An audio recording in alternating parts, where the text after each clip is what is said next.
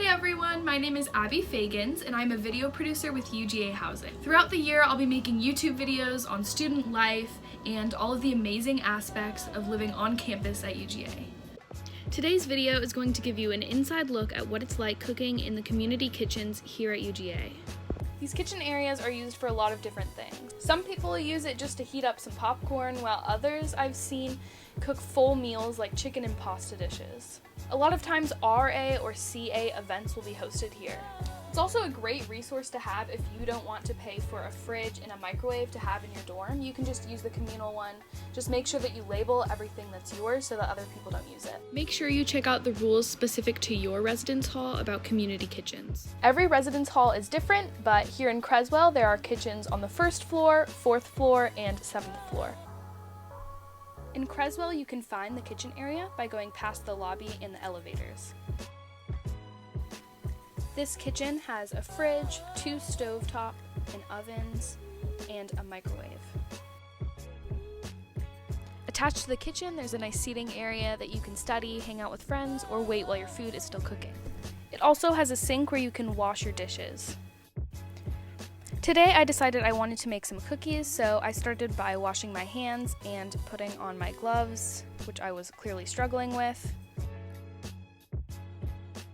It's important to note that you do have to provide all of your own pots and pans and utensils or anything you want to cook with. Some kitchens have communal cookware that past residents have left there, but this varies from kitchen to kitchen. I decided to use this disposable container just to make things easy.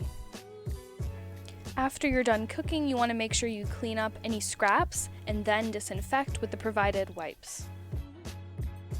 Make sure that all of the dishes are clean and that all of the appliances are turned off, and you're good to go. I ended up giving cookies to different girls on my hall, and it was a great way to meet new people and make someone's day a little bit better. The community kitchens are a great option if you're someone like me who already has a meal plan, but you don't want to walk down to the dining hall every time you want to eat. They're also great if you're not on a meal plan and you prefer to cook your own meals. To get an inside scoop on what it's like to cook full meals in the community kitchens, I virtually sat down with Rachel. Hi, I'm Rachel Panettiere. I'm a second year in Payne Hall. How often do you use the community kitchens? About 3 times a week. What kind of things do you make in the community kitchens? I usually make chicken and pasta or rice or some kind of dinner that'll last me a few days for the week. Very easy to use. Everything's readily accessible. It's usually very clean too. This year, do you have a meal plan? No, I do not. So you're able to make almost all of your meals within the community kitchen? Yeah, it's pretty great.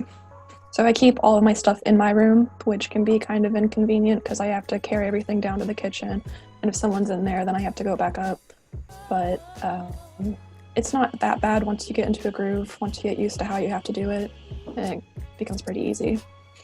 What's the best thing you've ever made in the community? Chicken scampi was pretty good.